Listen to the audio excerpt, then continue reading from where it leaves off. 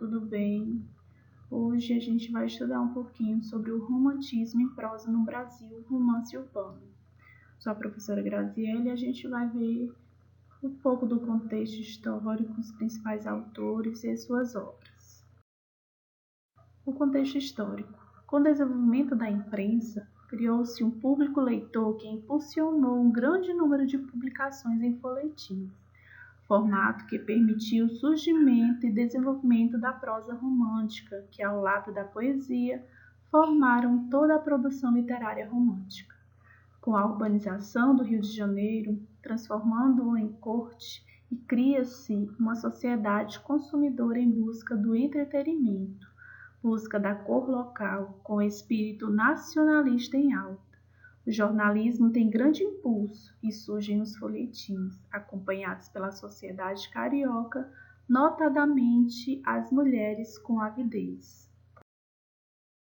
No início, o que foi que aconteceu? Vamos lá ver um pouquinho da história. Os romances, eles tematizavam a descrição dos costumes urbanos e das amenidades das zonas rurais e correspondiam às projeções dos conflitos emocionais dos leitores. Os personagens são idealizados e com os quais os leitores, principalmente jovens e mulheres, identificavam-se. Algumas obras fugiram um pouco desse esquema geral. Um exemplo dela é a Memória de um Sargento de Milícia e Inocência. Então, vamos lá. A importância dos folhetins franceses. A partir da década de 1830, uma nova forma de entretenimento surgiu para os moradores da capital do Império. Os romances estrangeiros, principalmente franceses, eram publicados nos jornais em forma de folhetins.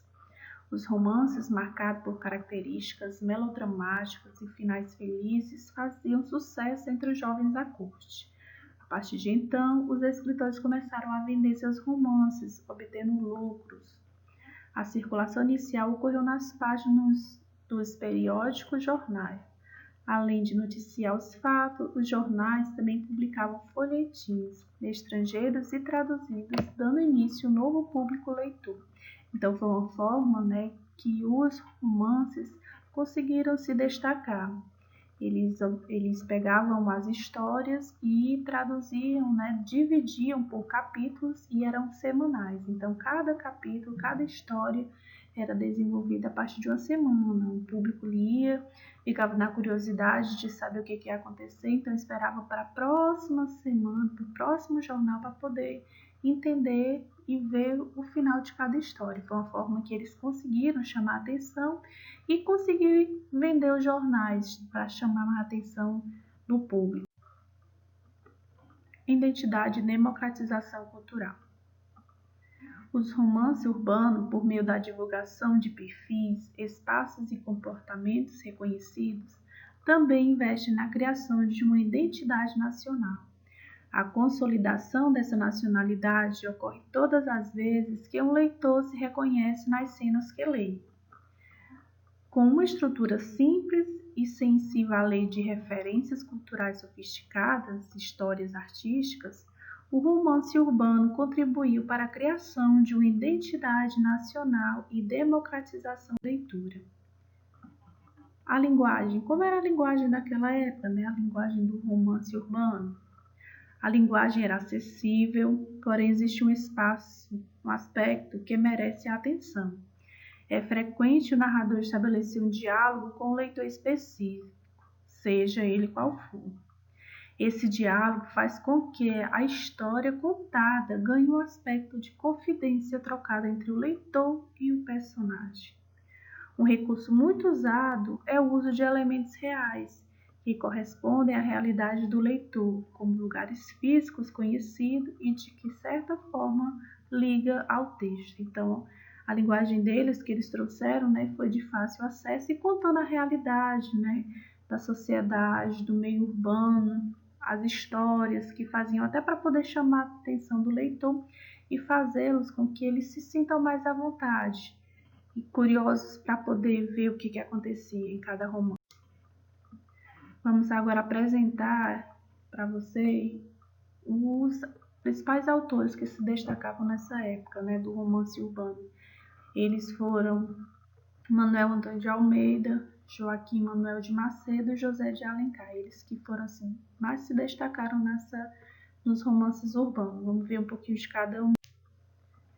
Esse aí é o Joaquim Manuel Macedo, né? Ele nasceu no Rio de Janeiro em 1820 e faleceu com 61 anos em 1881. Formou-se em medicina e entrou na literatura com seu romance A Moraninha, que foi sua principal obra. Ele também foi professor.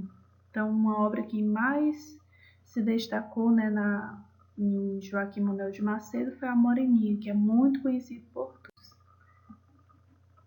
Vamos ver um pouquinho aí sobre Joaquim Manuel de Macedo. Ele teve o mérito de popularizar esse novo gênero entre os leitores, principalmente da classe média, além de contribuir para propagar de forma considerável a circulação dos folhetins, verdadeiros veículos literários do século XIX. Mais do que isso, a fidelidade com o romancista descreve os ambientes e costumes, serve como verdadeiro documentário sobre a vida urbana na capital do Império. No entanto, Macedo pecou ao ter como único objetivo escrever seus romances para agradar a classe média brasileira, principal consumidora dos folhetins. Suas publicações seguem sempre a mesma fórmula, empregada em A Moreninha, que o consagrou como um dos escritores mais lidos do romantismo.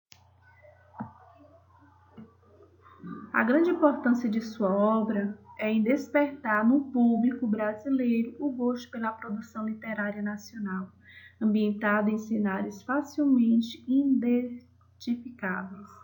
Seus romances posteriores, como A Moreninha, seguem a mesma fórmula. Dentre as principais obras de Joaquim Manuel de Macedo estão, vamos lá ver um pouquinho aí, O Moço Loiro e As Vítimas Algozes. Tem até uma frasezinha que eu deixei para vocês de um pensamento dele, né? Quando se ama, deverás, e se está com o objeto do amor, não se recorda, não se deseja, não se quer mais nada. Foi retirada do livro A Moreninha. Vamos ver aí o resumo de que fala. O livro A Moreninha, né, ela vai contar a história de um rapaz burguês que vai estudar medicina no Rio de Janeiro. Morando em uma república estudantil, Augusto faz vários amigos, dentre eles Felipe, que o convida para veranear na ilha de Paquetá. Augusto aceita o convite e seus amigos apostam que ele não se apaixonaria por nenhuma moça. Caso o fizesse, teria de escrever romances de amor revelando sua paixão. Augusto conta a aposta com seus amigos. Inevitavelmente se apaixona por Dona Carolina, irmã de Felipe, que recusa enamorar-se com Augusto, pois em sua infância havia jurado amor eterno a um certo menino. E Augusto, curiosamente, também havia jurado amor eterno e casamento a uma certa menina. Por fim, ao descobrirem que um era a paixão infantil do outro, entregam-se a esse sentimento. A pureza e descrição dos personagens, assim como a beleza de um amor púdico, conquistaram os leitores burgueses, tornando esse romance um dos maiores sucessos do romantismo brasileiro. O Manuel Antônio de Almeida, né, que difere dos romances anteriores, surgiu das mãos de Manuel Antônio de Almeida. O Rio de Janeiro retratado nas divertidas páginas de Memórias de um Sargento de Milícia, que retrata a realidade da burguesia e as camadas mais baixas se contrastando. Manuel de Antônio de Almeida, natural do Rio de Janeiro, nasceu no dia 17 de novembro de 1831 e faleceu em Macaé em 28 de novembro de 1861, aos 30 anos. Ele foi médico, escritor, professor brasileiro. Ele fez uma única obra em prosa, a novela Memórias de um Sargento de Milícia. Então, a gente já está vendo aqui um pouquinho sobre o Manuel Antônio de Almeida, o outro principal destaque do romance urbano. Vamos ver aí o resumo do livro dele, né? Memórias de um Sargento de Milícia. Na narrativa que se apresenta como uma sucessão de aventuras do jovem Leonardo, teve início antes mesmo do seu nascimento. relatando o primeiro contato entre seus pais, Maria da Hortaliça e Leonardo Pataca, no navio que os traz de Portugal para o Brasil. Ambos trocaram uma pisadela e um beliscão como sinais de interesse mútuo e passam a namorar. Maria da Hortaliça abandona o marido e retorna para a cidade natal. Pataca, por sua vez, recusa-se a criar o filho, deixando-o com o padrinho, o barbeiro, que passa a dedicar ao menino cuidados de pai. Pataca se envolve com uma cigana, que também o abandona. Para tentar recuperá-la, recorre à feitiçaria, prática proibida na época. Flagrado pelo Major Vidigal, conhecido e temido representante da lei, vai para a prisão, sendo solto em seguida. Enquanto isso, seu filho Leonardo, pouco afeto aos estudos, convence o padrinho a permitir que ele frequente a igreja na condição de coroinha. O barbeiro vê ali uma oportunidade para dar o futuro ao afilhado. No entanto, Leonardo continua aprontando das suas e acaba expulso. Conhece o amor na figura de Luizinha, uma rica herdeira, mas sua aproximação é interrompida pela ação do interesseiro José Manuel, que conquista e casa com a moça. O barbeiro morre e deixa uma herança para o afilhado. Volta a viver com o pai, mas foge após um desentendimento. Envolve-se com a mulata Vidinha e passa a sofrer as perseguições do Major Vidigal, caçador dos ociosos do Rio de Janeiro. Para não ser preso, é forçado a se alistar. A experiência militar não é menos problemática. Continua a participar de surraças e desobedece seguidamente o major. Por isso acaba preso. Consegue a liberdade graças à ação de uma ex-namorada de Vidigal, Maria Regalada, que lhe promete em troca a retomada do antigo afeto. Leonardo não é só solto, como é promovido a sargento da tropa regular. Reencontra-se com Luizinha, então recém-viúva, e os dois reatam o namoro. Ainda com a ajuda do Major Vidigal, Leonardo se torna sargento de milícias e obtém permissão para se casar.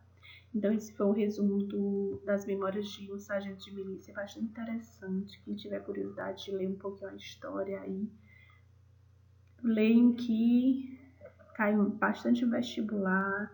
E é muito interessante vocês poderem conhecer um pouquinho dos romances urbanos. Agora a gente vai falar sobre outro personagem, que é o José de Alencar. José de Alencar, que se destacou, entre todos os tipos de romance na prosa, no indianismo, no regionalismo, no urbano, Vamos ver aí um pouquinho sobre a José de Alencar. Ele foi quem deu ao romance urbano uma forma mais bem acabada, de modo um pouco diferente dos outros escritores desse período. Ele priorizou as relações humanas em função do ambiente em que se encontrava. Ele nasceu no dia 1º de maio de 1829 e faleceu no Rio de Janeiro no dia 12 de dezembro de 1877, com 48 anos, vítima de tuberculose. Teve várias profissões, sendo essas: jornalismo, política, advogado, orador, crítico, cronista, romancista e um ótimo escritor de obras dramáticas. José de Alencar, quais foram as suas obras que se destacaram no romance urbano? Lucília, Diva, Senhora, A Viuvinha e 5 Minutos. Com certeza vocês já ouviram falar de uma dessas obras aí de José de Alencar. Vamos ver aqui um pouquinho sobre o resumo da obra Lucília, que é um romance urbano que teve como cenário Rio de Janeiro de meados do século XIX. O narrador, o ingênuo Paulo, aterra na cidade em 1855 aos 25 anos, vindo de Olinda, Pernambuco. Sem saber a profissão de Lúcia, Paulo apaixona-se à primeira vista quando esbarra com a moça no dia em que ele chega na capital. Logo a seguir, na festa de Glória, seu melhor amigo o apresenta àquela que o enfeitiçaria. Pela interação entre Paulo e o Sá, na noite do baile, percebe-se que Lúcia é uma cortesã. tendo inclusive sido ex-amante de Sara. Lúcia, que de batismo chamava-se Maria da Glória, roubara o nome de uma amiga que falecera. A escolha por uma vida de cortesã não foi voluntária. A jovem mudou-se com a família para a corte, e durante o surto de febre amarela em 1850, quase todos, exceto ela e uma tia, foram contaminados. Com o desejo de dar suporte à família, Lúcia não consegue encontrar outra alternativa senão vender o próprio corpo. Seu primeiro cliente foi um vizinho, Couto, com quem manteve encontros quando tinha apenas 14 anos. Esse homem convidou-a para ir à sua casa em troca de algumas moedas de ouro. O pai, ao descobrir o rumo que a filha tinha tomado, a expulsa de casa. Paulo e Lúcia passam a ter encontros regulares que acabam fortalecendo cada vez mais a relação entre os dois. Após criarem certa intimidade, Lúcia conta sua dramática história de vida. Já encantada por Paulo, resolve abandonar a vida de cortesã e muda-se com a sua irmã mais nova, Ana, para uma pequena casa em Santa Teresa. A mudança representa uma mudança radical na vida da jovem, que estava habituada com uma rotina de luto. O casal vive momentos apaixonados em Santa Teresa, longe do passado de Lúcia. O desejo de deixar a vida anterior para trás é tanto que Lúcia se desfaz do palacete que tinha na cidade, das joias, das roupas de outrora. Tudo corre na mais perfeita ordem, até que a moça engravida, desestabilizando a relação do casal. Por achar que seu corpo era sujo, Lúcia não se acha digna de carregar um bebê. O final da história é trágico. A moça morre grávida. Paulo, como um bom homem que é, fica responsável pelos cuidados da cunhada Ana até que ele se case. Então, como vocês viram, contei para vocês resumo dos romances urbanos. E espero que vocês gostem e tenham curiosidade de ler sobre essas obras. Agora vamos ver com vocês, Vocês vão responder as atividades das páginas 128 e 129, questões 1, 2, 3, 4 e 5, Só responder e enviar no aplicativo Classroom. Lembrando-se que as atividades valem frequência e bons estudos, fiquem em casa e até mais.